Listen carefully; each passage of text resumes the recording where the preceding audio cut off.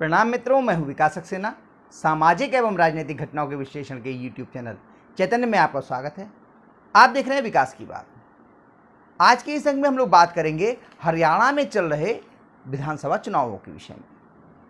वहां पर कांग्रेस की मुसीबतें जो हैं कम होने का नाम नहीं ले रही। एक समय ये था जब ये लग रहा था कि 10 साल की सत्ता विरोधी रुझान के बाद यहां आसानी से भाजपा को सत्ता से बेदखल करके कांग्रेस अपनी सरकार बनाने में कामयाब हो जाएगी। लेकिन मुख्यमंत्री पद के दावेदार जिस प्रकार लगातार एक दूसरे पर निशाना साध रहे हैं, एक दूसरे के खेमे के उम्मीदवारों को हराने का प्रयास कर रहे हैं, उसके बाद ये लग रहा है कि कहीं ऐसा ना हो कि मध्य प्रदेश की तरह एक बार फिर से भाजपा अपनी सरकार यहां पे बनाने में कामयाब हो जाए। आपको याद होगा कि जब मध्य प्रदेश में चुनाव चल रहा था तो कमलनाथ जी ये मान के चल रहे थे कि उन्हें सिर्फ मुख्यमंत्री पद की शपथ लेनी है, चुनाव जो है या मतदान की प्रक्रिया तो सिर्फ औपचारिकता भर है। लेकिन जब चुनाव के नतीजे आए तो ऐसी प्रचंड जीत भारतीय जनता पार्टी की हुई जिसकी कांग्रेसियों ने सपने में भी उम्मीद ना की होगी। लेकिन अब जब हरियाणा में चुनाव चल रहे हैं तो चुनाव से कुछ दिनों पहले ही वहां के मुख्यमंत्री मनोहर लाल खट्टर जी को हटाकर सैनी जी को, नायब सिंह सैनी जी के लिए मुख्यमंत्री बनाया गया। लेकिन जो स्थिति वहां पर भी बहुत ही सिर फुटबॉल है भारतीय जनता पार्टी में। उनके ही एक बड़े नेता हैं अनिल विज, वो कह रहे हैं कि साहब मैं भी मुख्यमंत्री पद का दावेदार हूं। लेकिन जिस प्रकार का अनुशासन भारतीय जनता पार्टी में है, ऐसा लगता नहीं कि अनिल विज कोई बहुत मजबूती के साथ या अड़ के अपनी बात कह पाएंगे। जब सरकार बनेगी, अगर भारतीय जनता पार्टी की सरकार बनती है तो जैसा उनके शीर्ष नेतृत्व ने कहा है, आप ये मान के चलिए कि नायब सिंह सैनी ही हरियाणा के मुख्यमंत्री होंगे। लेकिन अगर कहीं हरियाणा में कांग्रेस सत्ता में आती है या कांग्रेस और उसके समर्थन वाले जो दल हैं उनको बहुमत मिलता है तो मुख्यमंत्री कौन होगा? भूपेंद्र सिंह हुड्डा ये मान के चल रहे थे कि उनके ज़्यादा विधायक जीत करके विधानसभा में पहुंचेंगे तो स्वाभाविक रूप से उनके लिए नेता जो है चुन लिया जाएगा और उसके बाद उनकी ताजपोशी हो जाएगी। इसीलिए उन्होंने कुछ दिनों पहले बयान दिया था कि जो विधायक चाहेंगे उसको ही नेता चुना जाएगा और वही प्रदेश का मुख्यमंत्री बनेगा। लेकिन अभी जो शैलजा कुमारी 15 सितंबर से नाराज चल रही थी, लगभग 15 दिन हो गए हैं, चुनाव प्रचार में भी नहीं आ रही थी, उन्होंने एक नया शिगूफा छोड़ा है। उनका कहना है कि कांग्रेस नेतृत्व को यहां पर दलित मुख्यमंत्री बनाना चाहिए और कांग्रेस नेतृत्व यहां पर दलित मुख्यमंत्री बनाना भी चाहता है। अब उनका ऐसा कहने के बाद लग रहा है कि हरियाणा में कहीं ऐसी हालात ना बने जैसे कि हिमाचल प्रदेश में बने या कांग्रेस के राष्ट्रीय अध्यक्ष के चुनाव के टाइम पे बने।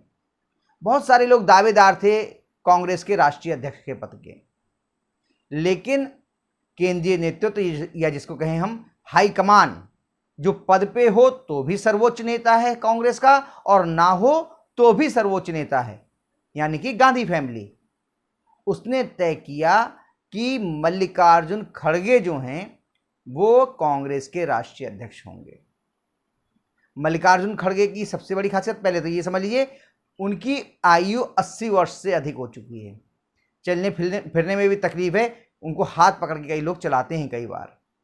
लेकिन इसके बावजूद मल्लिकार्जुन खड़गे के लिए कांग्रेस का अध्यक्ष चुना गया ताकि लोगों को ये संदेश दिया जा सके कि एक दलित व्यक्ति भी कांग्रेस का अध्यक्ष बन सकता है। इससे पहले सीताराम केसरी जी बनाए गए थे, उनकी क्या गत की थी कांग्रेस वालों ने ये किसी से छुपा नहीं है। तो अभी सीताराम केसरी जी के विषय में बात नहीं हो रही है, बात हम लोग कर रहे हैं मल्लिकार्जुन खड़गे जी की। वो दलित समाज से आते हैं, ये उनकी सबसे बड़ी योग्यता बनी, ऐसा मुझे लगता है। हालांकि उनका राजनीतिक अनुभव बहुत ज़्यादा है, लेकिन लोगों को संदेश देना था कि दलित समाज का भी कांग्रेस के नेतृत्व में सम्मान है, तो उनके लिए राष्ट्रीय अध्यक्ष बना दिया गया। फिर जब हिमाचल प्रदेश में सरकार बनाने का नंबर आया तो वीरभद्र सिंह जो पूर्व मुख्यमंत्री हैं, उनकी पत्नी प्रतिभा सिंह, रानी प्रतिभा सिंह जी, जो कांग्रेस प्रदेश अध्यक्ष हैं हिमाचल प्रदेश की, उनके पुत्र विक्रमादित्य सिंह जी, ये लोग अड़े हुए थे मुख्यमंत्री पद के लिए।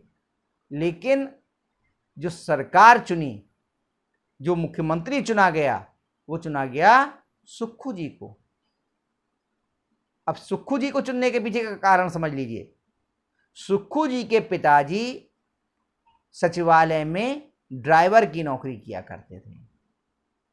ये कहा जाता है कि सुक्खू जी ने भी अपने शुरुआती समय में दूध बेचने का काम किया।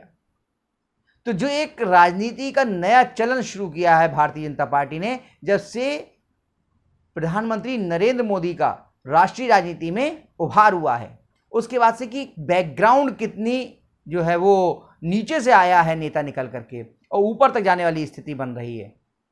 जैसे कि प्रधानमंत्री नरेंद्र मोदी जी के बारे में कहा जाता है कि वो चाय बेचते थे, कुछ कांग्रेस के नेताओं ने उनको अपशब्द कहे। उसके बाद में ये इसी बात को आधार बनाकर कांग्रेसी नेताओं की काफ़ी आलोचना हुई। एक माहौल बना भारतीय जनता पार्टी और प्रधानमंत्री नरेंद्र मोदी के पक्ष में, जिसने बहुत सारे लोगों को सीधे सीधे भारतीय जनता पार्टी से जोड़ दिया।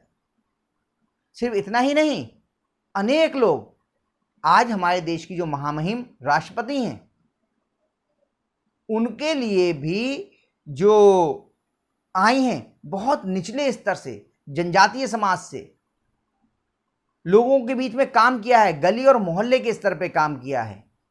इस स्तर से धीरे धीरे बढ़ते बढ़ते सांसद बनी, उसके बाद में जो है यहाँ तक वो पहुँची हैं और आज देश की राष्ट्रपति हैं।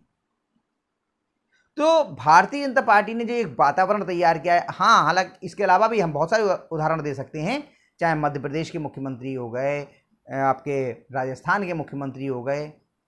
जब भी नेता के चुनाव का विषय आता है तो भारतीय जनता पार्टी इस बात को ध्यान नहीं देती कि उसकी राजनीतिक बैकग्राउंड कैसी है, वो किसी राजनीतिक परिवार से आ रहा है या नहीं, उसकी अपनी योग्यता कैसी है, इसको ध्यान में रख करके उसको नेता चुना जा रहा है।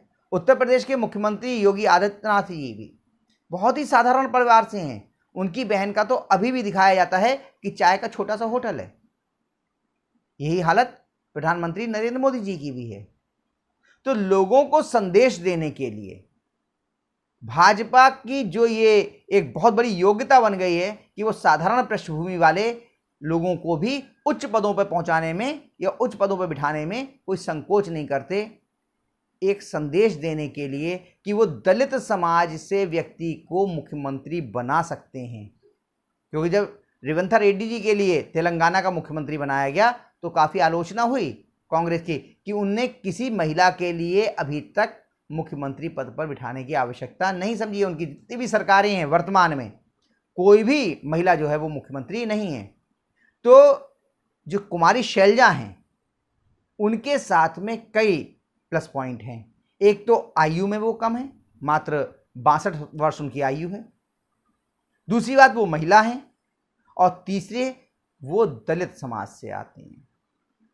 तो यदि कांग्रेस के लिए सरकार बनाने का अवसर मिलेगा और उसे जनता में संदेश देना होगा, तो इस बात की संभावना काफ़ी अधिक है कि वो कुमारी शैलजा के लिए मुख्यमंत्री पद पर बिठाएं।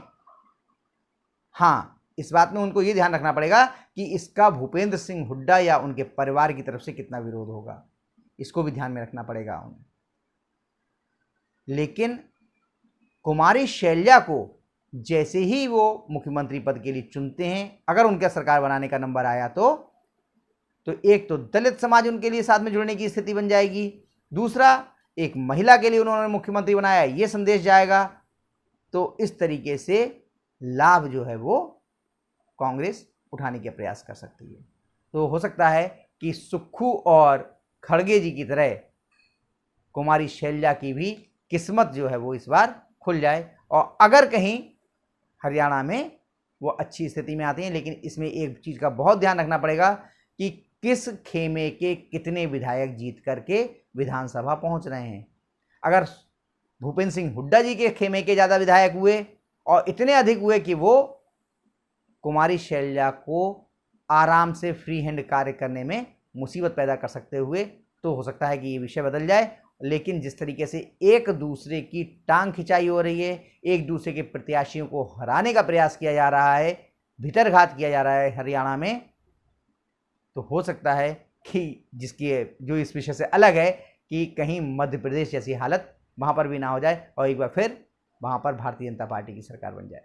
तो देखते हैं क्या होता है। 5 अक्टूबर को चुनाव होना है हरियाणा में और 8 अक्टूबर को चुनाव के नतीजे आ जाएंगे। वैसे तो 1 अक्टूबर को होना था चुनाव, लेकिन उसकी तारीख हटा करके चुनाव आयोग ने अब 5 अक्टूबर कर दी है। तो 8 अक्टूबर को सारे पत्ते खुल चुके होंगे, किसकी सरकार बन रही है, कि भारतीय जनता पार्टी फिर से अपनी सरकार बना रही है या कांग्रेस जो है वो बहुमत लेके आ रही है। आज के अंक में बस इतना ही। अगले अंक में हम लोग फिर मिलेंगे किसी नए मुद्दे के साथ। तब तक के लिए अनुमति दीजिए। आपसे अनुरोध है कि अगर आपको ये वीडियो पसंद आया हो तो आप इसे लाइक कीजिए, शेयर कीजिए, और हाँ, अगर इस चैनल पर आप नए हैं तो आपसे ये भी अनुरोध है कि इस चैनल को सब्सक्राइब करने के बाद नोटिफिकेशन का बेल आइकन जरूर दबाइए। धन्यवाद, प्रणाम।